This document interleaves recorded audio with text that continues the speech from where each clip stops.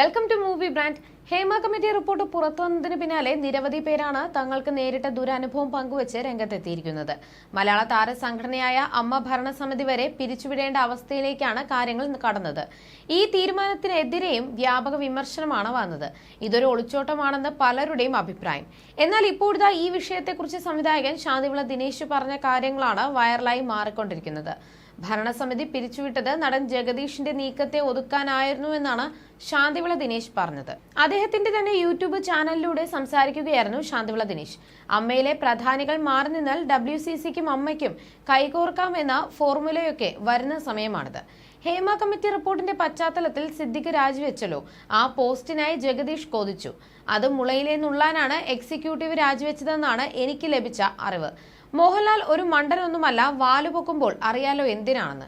സിദ്ദിഖിന്റെ പത്രസമ്മേളനത്തിൽ വായില്ലാ കുന്നിൽ അപ്പനെ പോലെ ഇരുന്നിട്ട് തിരുവനന്തപുരത്ത് വന്ന് ജഗദീഷ് പത്രസമ്മേളനം നടത്തി.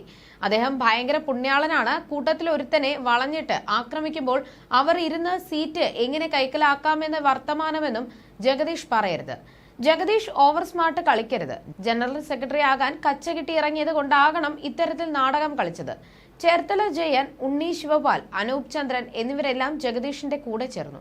ഒരു വിമത വിഭാഗം ഉർവശിയെ പ്രസിഡന്റായും ജഗദീഷിനെ സെക്രട്ടറിയായും മുന്നിൽ നിർത്തി നയിക്കാൻ ശ്രമം നടത്തുന്നുണ്ട്.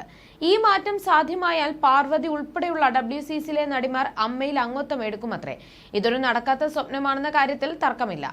ഇവർ ഇനി നേതൃത്വത്തിലേക്ക് വരുമെന്നിരിക്കട്ടെ. ഈ കേസൊക്കെ കഴിഞ്ഞ് 3 വർഷം കഴിഞ്ഞ് മോഹൻലാലൊക്കെ വീണ്ടും തലപ്പത്ത് വന്നാൽ പാർവതിയൊക്കെ വീണ്ടും പുറത്തു പോകുമോ?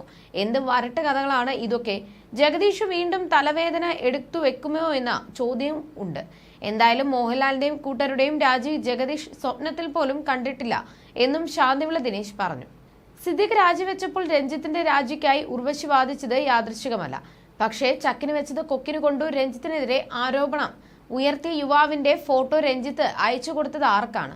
WCCയുടെ നേതാവിനാണ്. അങ്ങനെ ഒരു ഫോട്ടോ കണ്ടോ എന്ന് ആ നടി ഇതുവരെ മൊഴിഞ്ഞിട്ടില്ല.